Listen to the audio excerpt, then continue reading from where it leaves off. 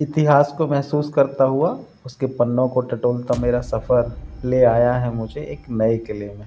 क्यों वीरान हो जाती हैं जगह, क्यों उन्हें छोड़ दिया जाता है, त्याग दिया जाता है।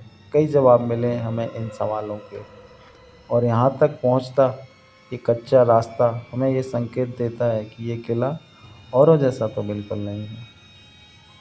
यहाँ का इतिहास लंबा है और कहानियाँ भी कई। तो चलिए शुरू करते हैं और झाँकते हैं सुनहरे इतिहास में। आज तक हम जहाँ भी गए हमने कहानियाँ पढ़ी, इतिहास ढूंढा, किस्से सुने, गाथाएँ याद की और कहीं कहीं एक भूले अतीत को फिर से दोहराया।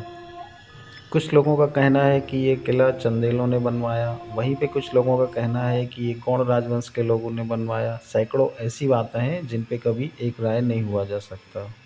ये किला बना हुआ है मध्य प्रदेश के सागर जिले से 65 किलोमीटर की दूरी पर स्थित देवगिरी में, जिसका नाम पहले देवनगरी हुआ करता था।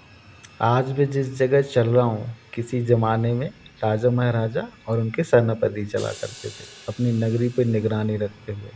वो नगरी तो आज बड़ा शहर बन गई, लेकिन ये किला समय में वहीं पीछे छूट गया। ये आज भी अपनी प्यारी नगरी पे उसी तरह निगाह रखता है, लेकिन आज का ये बड़ा शहर ये अब इसकी तरफ नहीं देखता।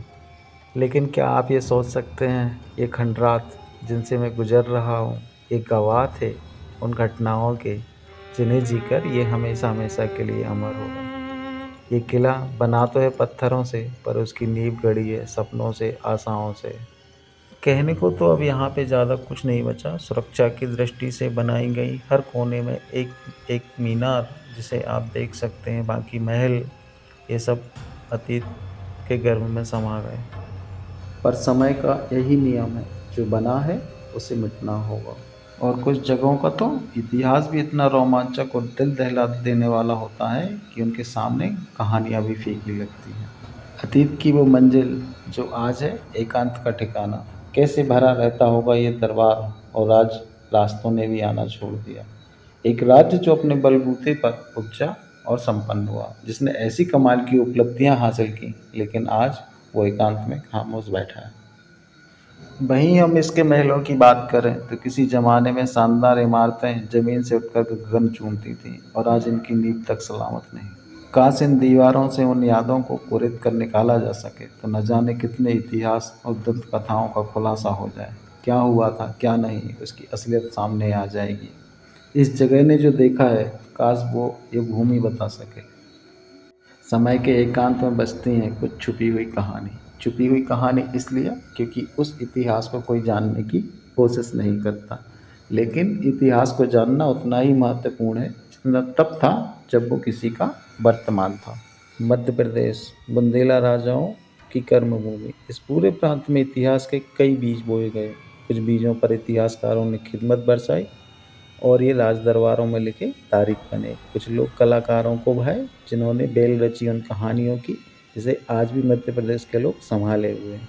और कुछ जरूर अतीत के गर्भ में अभी भी छुपे बैठे हैं। इन सभी प्रकार के इतिहास का एक जीता जागता स्मारक है ये देवगिरी, जिसकी लिखी हुई तारीख है, रहस्य में डूबी कहानियाँ भी हैं और कुछ मनगढ़ंत से लगने वाले किस्से भी। मुझे यकीन था यहाँ पहुँचने पर अतीत के अंधेरों से निकलने को उत्सुक, अपनी बात बताने को व्याकुल और नए ज़माने के इतिहास में शामिल होने को बेताब एकाध अनजानी वारदात तो देखने ज़रूर मिलेगी। कोई इसके यश नहीं गाता, सब इससे जुड़े अतीत को और इसे अनसुना करना चाहते हैं, पर भूलेंगे कैसे। इतने उज्ज्वल अतीत इतनी आसानी से तो नहीं भुलाया जा सकता।